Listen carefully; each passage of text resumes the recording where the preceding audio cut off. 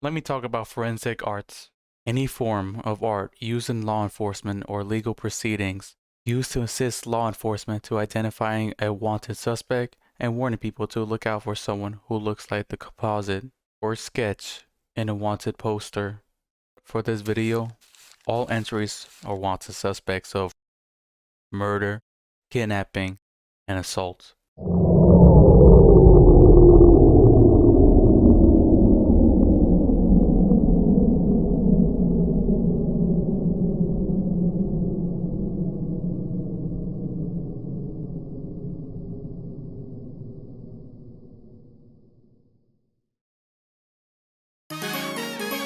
Hey guys, and welcome back to another video of mine, and I've got some sad news. I'm not using this gaming microphone anymore. Nope. So that way I look like I'm doing a let's play. Instead using this blue snowball microphone. It may sound less better, but I might buy some acoustic foam panels like around my room so that way you guys could hear me clearly and sound professional. Also, look, you see that right there? Huh? This is the 20 subscriber milestone award, and on top there's a little heart, which means I love you. Made and sent by YouTube themselves.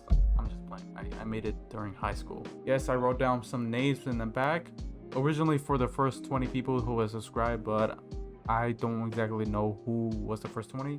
So I just wrote down the first 20 people who shown the most love and support on what I'm doing now. So if you're a friend of mine and have shown so much love and support on what I dream of doing for so long, you could go ahead and DM me and ask me if your name is written down. Most likely your name is written down. Alongside with the award, I would like you to show you guys this. This is the Swaggy plush, and a friend of mine made this and I bought it for 25 bucks. And this is pretty swag. Like, look at it. Look at this. If you want one of these, then go ahead and check it out the website swaggy.shop. You're not swag if you don't have this in your room. And now let's go through some of the creepiest police sketches and composites. Volume 1. Yes, this is only volume 1 because there's a lot of creepy police sketches and composites, and I just basically picked the more popular ones for this video. And then for volume 2 and 3 and so on, they become more and more not well known. Kind of like an iceberg format. Alright, enough talking. Let's fucking do this. Stick around to the outro because I gotta talk to you guys. Before we get into creepy police sketches and composites, let me just ask this one question. Why are police sketches and composites are creepy? Well, the answer is TUV, aka the Uncanny Valley. To keep it short, the Uncanny Valley is a phenomenon used to describe something that looks almost human, but it isn't. The closer the object, like a video game character, a robot, or a doll, imitates humans, the closer they reach the Uncanny Valley, putting us as a state of mind that make us feel unsettled and confused about what we're looking at is human or not. You can learn more in TUV's video, Why is this image so creepy? But since all of us are TUV fans here, you most likely already seen it. But if you want a quick refresh, then go ahead, you could check out his video after you're watching mine. Now let's finally get into the video. I hope you enjoy. Guapo County, we apologize for this interruption. Please be on the lookout for this suspect wanted by law enforcement. Suspect may be dangerous. Please do not approach the suspect and call the police immediately. Thank you.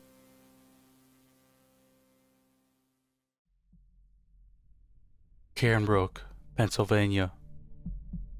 On the evening of September 19, 1999, a group of 3 girls around the age of 10 were hanging out in their neighborhood in the Somerset County. As they hung out, a blue-green Geo Metro would drive past them multiple times, and then the vehicle came back one more time, and the driver got out and walked up to the girls and asked them a question. As one of the girls began to answer, the driver grabbed that little girl and placed her in the car and sped off, leaving the other 2. They just watched a grown man quickly grab their friend and drove off. Imagine you're one of the girls witnessing your friend being abducted. True horror. What's more horrifying is you being the one abducted. And that's what a 10-year-old had to go through that day. This was the September 19, Maryland kidnapping.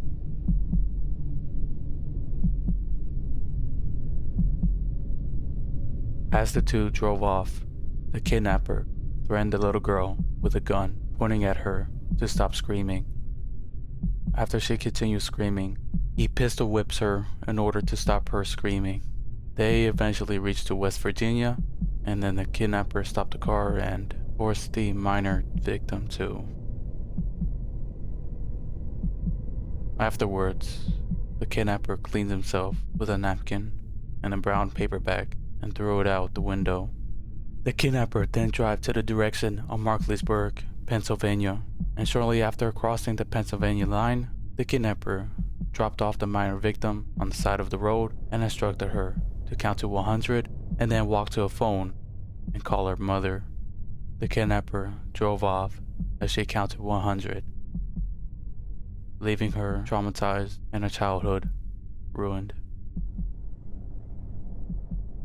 Soon afterwards, another vehicle spotted the minor victim and offered assistance and called in the Pennsylvania State Police. The minor victim then was able to direct the police to the location of the sexual assault, and the brown paper bag and napkin were recovered, which contained evidence of the assault. The evidence was forensically examined and found out it contained multiple fingerprints and DNA extracted from the bodily fluids. Some of the fingerprints are from the minor victim, but rest remain unidentified. The kidnapper remained unidentified and got away. So, for 4 years since 1999, a sketch was made, and this was a sketch. Couldn't imagine the horror the little girl must have felt facing this monster. This ugly monster. There was another sketch made, and looks less terrifying than the other. In April 2004, the FBI laboratory reported that a DNA profile generated from evidence from a different kidnapping/sexual assault of another minor female, which occurred in September 1988 in Hagerstown, Maryland, was a match to the DNA profile of the 1999 Cambrook, Pennsylvania kidnapping event. This match was made from the FBI CODIS database, but the identity of the perpetrator of these crimes was still unknown at the time.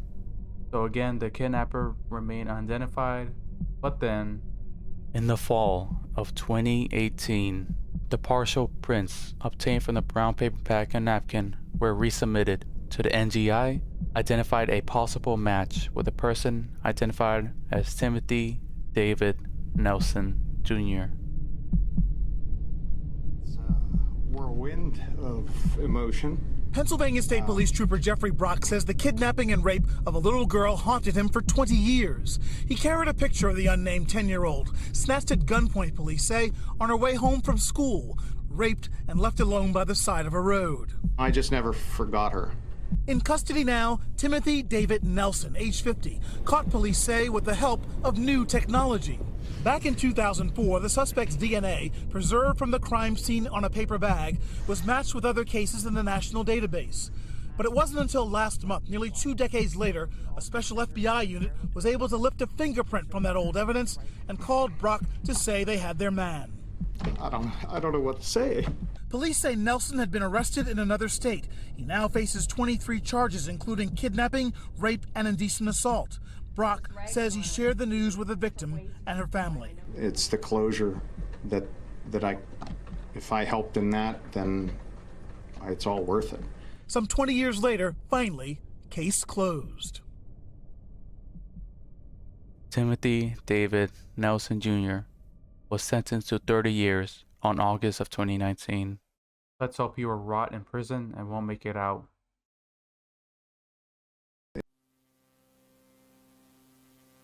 Guapo County, we apologize for this interruption. Please be on the lookout for this suspect wanted by law enforcement. Suspect may be dangerous. Please do not approach the suspect and call the police immediately. Thank you.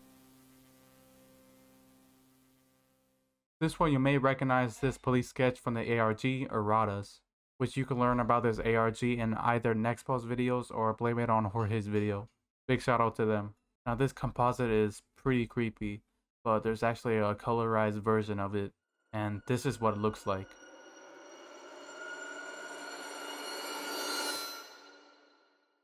Yeah, even more unsettling. Now let's talk about the Maui Serial. August 26, 2005. In Maui, Hawaii. Flyers and flyers scattered everywhere in Maui of a sketch of a serial. Around 6'6", possibly Chinese Hawaiian with a long, slender, clean-shaven face, and who might own a white or light-colored van. After reports of a 17-year-old woman was sexually attacked by this man, flyers were spread everywhere across Maui to catch this monster. The attack on Tuesday morning along Hulua Drive was the fourth attack against an elderly woman by a sexual predator on Maui with a 12-week period. On previous attacks that could have been him, on May 30, an 87-year-old woman was raped at 3 a.m. at her home within a radius of 1.5 miles from Hina and Wakea Avenues. On June 14, a 78-year-old woman was raped as she walked near Hina and Wakea Avenues between 5:30 and 5:45 a.m. And on August 17, an 83-year-old woman was raped in her home on Kenaleo Road in Kie at about 1:30 p.m. Police detectives say they have no indication the four are connected, but they have not ruled out the possibility that a serial could be on Maui.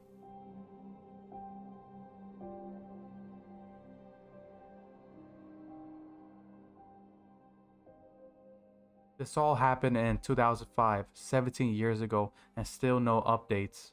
Hopefully one day the Maui Serial will be caught. Guapo County, we apologize for this interruption. Please be on the lookout for this suspect wanted by law enforcement. Suspect may be dangerous. Please do not approach the suspect and call the police immediately. Thank you. Here is another well-known police sketch used in ARGs like the Mandela catalog. It's pretty crazy how a lot of people recognize this police sketch, but not who this guy really is. And who this guy is? Well, he is a serial killer.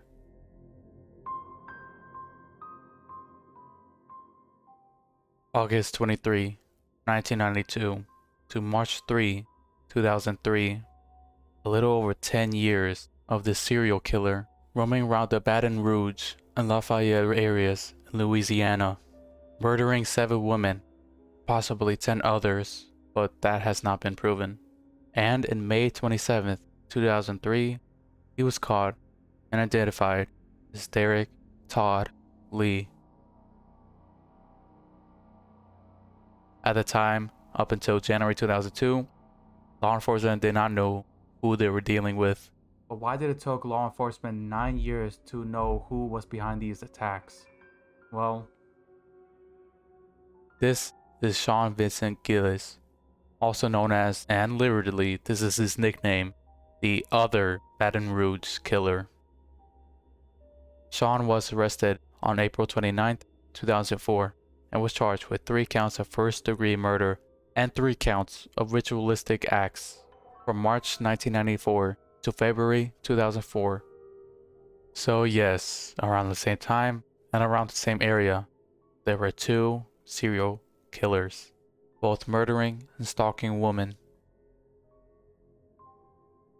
Before January 2002, when they thought Derek Todd Lee was a white man, but once Lee was arrested and found his DNA in some of the murders he committed, they were wrong and would later arrested Sean around a year later, concluding that some of the murders the police thought it was Lee was actually Sean.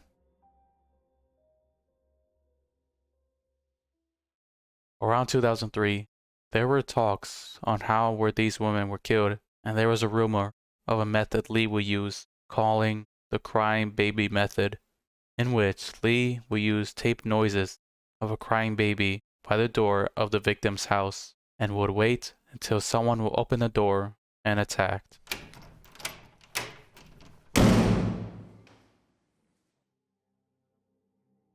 In 2004, Lee was hit with murder charges and was sentenced to death. Lee would die on January 21st, 2016 due to heart disease while awaiting execution. One of the most dangerous and disturbing serial killers and having one of the creepiest police sketches of all time. Guapo County, we apologize for this interruption. Please be on the lookout for this suspect wanted by law enforcement. Suspect may be dangerous. Please do not approach the suspect and call the police immediately. Thank you.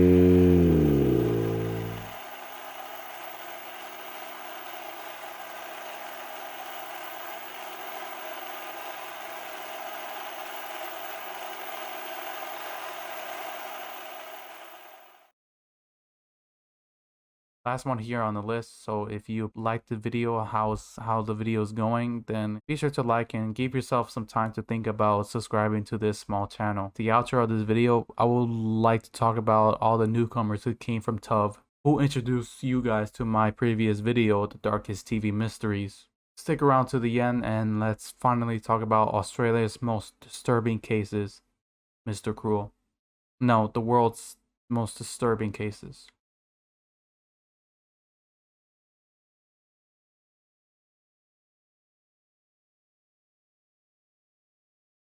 Mr. Cruel is an Australian serial who attacked 3 girls in the northern and eastern suburbs of Melbourne, Victoria, in the late 1980s and the early 1990s. He is also the prime suspect in the 1991 abduction and murder of a 4th girl, Carmaine Chand. Police describe Mr. Cruel as highly intelligent. He carefully planned each attack, conducted surveillance on the victims and their families, ensured he left no forensic traces, protected his identity by covering his face at all times, hence the creepy mask in the police sketch, and red herrings to divert family and or police attention. Mr. Cruel has never been identified. Here is each 3 confirmed sinister crimes committed by Mr. Cruel, and it's really disturbing. On August 22nd, 1987, in Lower Plenty, a suburb of Melbourne, a man wearing a balaclava broke into a family home at 4 a.m., armed with a knife and a gun. He tied the hands and feet of both parents and locked them in a wardrobe. He tied the son to a bed and the 11-year-old daughter. He also had cut the phone lines. On December 27th, 1988, in Ringwood, he broke into a family home at about 5:20 a.m., armed with a handgun and wearing a balaclava. He bound and gagged the parents and demanded money. He grabbed their 10-year-old daughter and abducted her. She was released 18 hours later on the grounds of Bayswater High School. On July 3rd, 1990, in Canterbury, he broke into a family home at 11:30 p.m. Armed with a knife and wearing the mask, he tied a 13-year-old girl, disabled phones, and searched for money. He then drove to another house and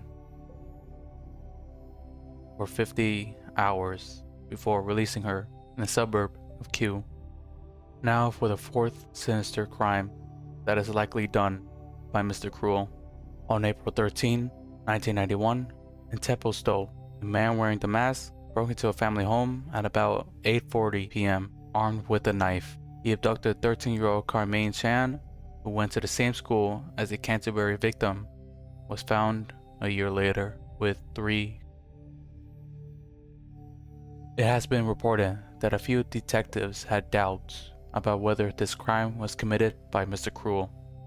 Detective Chris O'Connor answered a journalist's question in 2013 about whether Mr. Cruel was responsible, saying, "We just don't know if it was Mr. Cruel who murdered Carmaine. We just can't be sure because there isn't enough evidence to make a value judgment about whether it was him or wasn't him in the Carmaine case."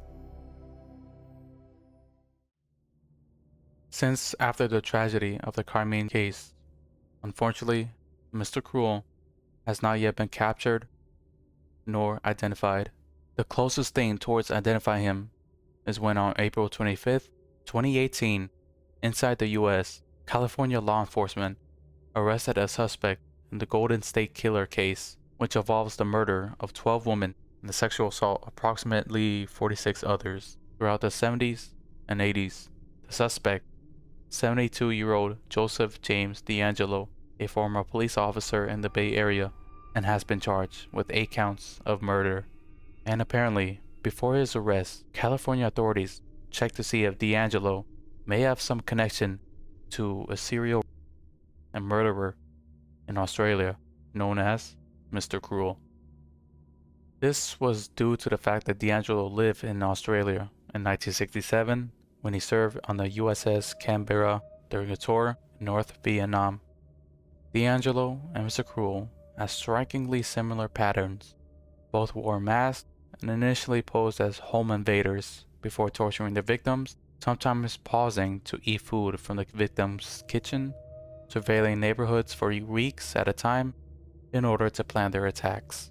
However, law enforcement has come to the conclusion that it's highly unlikely that D'Angelo and Mr. Cruel are the same person, and for now, the theory has been ruled out.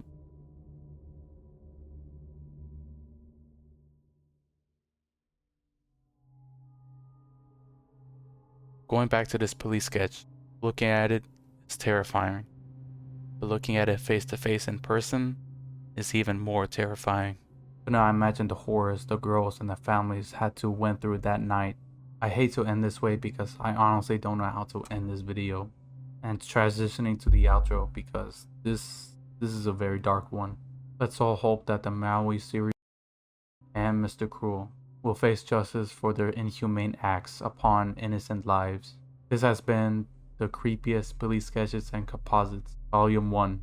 Thank you for watching, and please take care as this world can suck at times. Now moving on to the outro.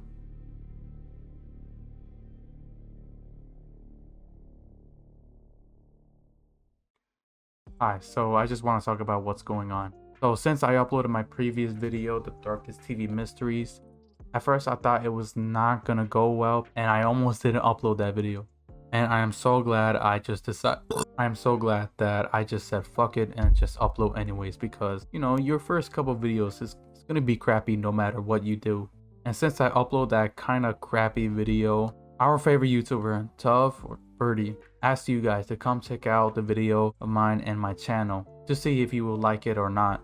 When he made that story, and he's probably watching this right now, so when you made that story, everything changed. And I am so thankful. Thank you so much. This really means a lot, and this definitely saved me. And thank to each one of you for checking out my channel, checking out my videos, and watching right now. Wish I could go up to you and say thanks for watching to each one of you. I really hope you enjoy your stay here. And now is the time to decide to whether subscribe or not. Leave a like if you love my video making process. Dislike it if you hate it. Maybe comment something positive or negative, or just comment your favorite YouTuber. There is a correct answer. Most likely you already subscribed to Tub, but if not, then go ahead and subscribe. Subscribe to his second channel as well, and follow his Instagram, Twitter, and TikTok. But be sure to follow me over there as well. I already said bye, but gonna say it one more time. Till next time, bye.